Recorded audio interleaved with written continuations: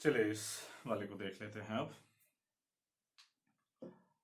तीन कैपेसिटर में तीन डाइलेक्ट्रिक्स हमारे पास हैं। Dielectric of dielectric constant K1, dielectric constant K2, dielectric constant K3। Separation between the plate, जो टोटल सेपरेशन वो 2D अब है, वो D नहीं है। ये पार्ट D है, ये पार्ट भी D है। A/2 A/2। इसके हमें कैपेसिटेंस देखनी है कि किसके बराबर होगी।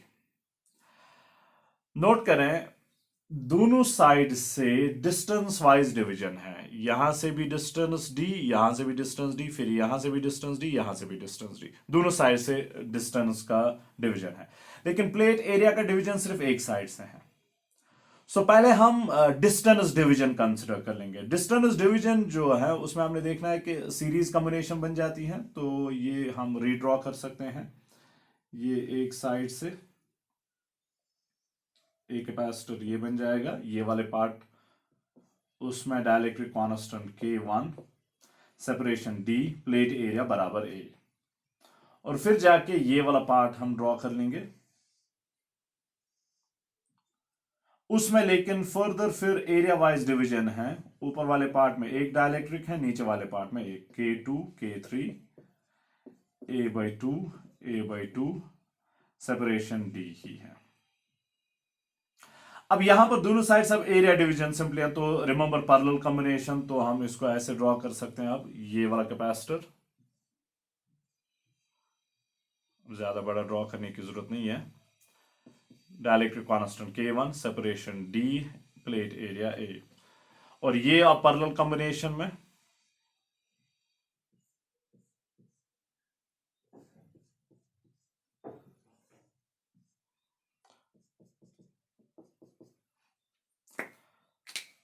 यहां पर ऊपर वाला पार्ट जो है dielectric constant K2, separation D, area लेकिन A/2। और यहां पर K3, separation D, area again A/2, लेकिन A/2 A/2। तो ये दो पैरेलल में है, फिर इनकी कॉम्बिनेशन जो है वो इसके साथ सीरीज में है। पैरेलल कॉम्बिनेशन में हमें पता है कि सिंपल एडिशन होता है। ओके, पहले देखते हैं अलग अलग क्या है। इसको मैं 1 कहता हूं, इसको 2 कहते हैं, इसको 3 कहते हैं। C1 जो है दैट इज इक्वल टू, अब ये पूरा स्पेस जो है वो फिल्ड है विद द डाइलेक्ट्रिक, तो वो बन जाएगा K1 टाइम्स एप्सिलॉन 0, A के बदले में A ही है, डिवाइडेड बाई D के बदले में D ही है।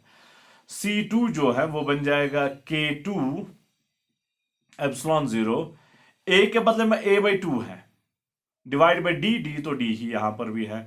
और C3 जो है वो बन जाएगा K3 एप्सिलॉन 0, A के बदले में A/2 इंटू D। अब ये दो पैरेलल कॉम्बिनेशन में है। C12 मैं उसे कहूंगा, विच इज C1 प्लस, नहीं 2 3 है ये, 2 3 which is C2 plus C3। ना दिस इज इक्वल टू, यहां पर देखें कॉमन क्या क्या निकलेगा, epsilon 0 A divide by 2D, epsilon 0 A divide by 2D, K2 plus K3 बच गया। Epsilon 0 A divided by 2D और अंदर K2 प्लस K3। ये इस वाले पार्ट की कैपेसिटेंस है, यानी कि इस वाले पार्ट की। अब वो इसके साथ सीरीज में है ना, टोटल C जो होगा, अब सीरीज का दो कैपेसिटर सीरीज कॉम्बिनेशन में, तो product divided by sum. C1 into C23 divided by C1 plus C23, product divided by sum, वो देखते हैं। C1 जो है that is K1 epsilon 0 A divided by D। C23 जो है that is epsilon 0 A divided by 2D into K2 plus K3 divided by C1 वही K1 epsilon 0 A divided by D plus C23 which is epsilon 0 A divided by 2D into K2 plus K3। चलिए अब इसको simplify करना और देखते हैं कि total किसके बराबर है। ऊपर epsilon 0 A divided by D दो बार है, epsilon 0 A divided by D square. Okay, ये तो आ गया K1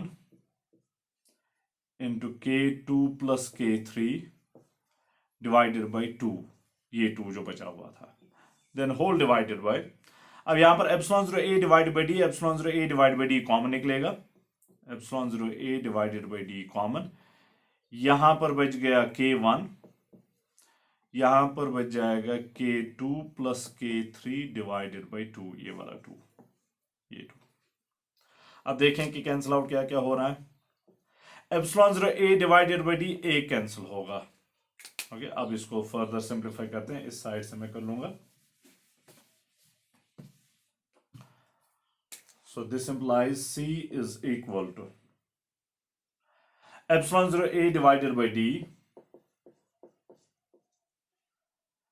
K1 times K2 plus K3 divided by 2, ऐसे ही डिवीजन में ये अब क्रॉस मल्टीप्लाई करके बन जाएगा twice K1 plus K2 plus K3 divided by 2.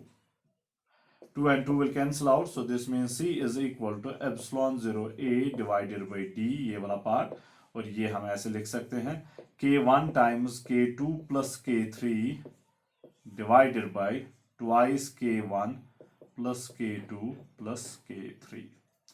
ये टोटल कैपेसिटेंस है इस कैपेसिटर की।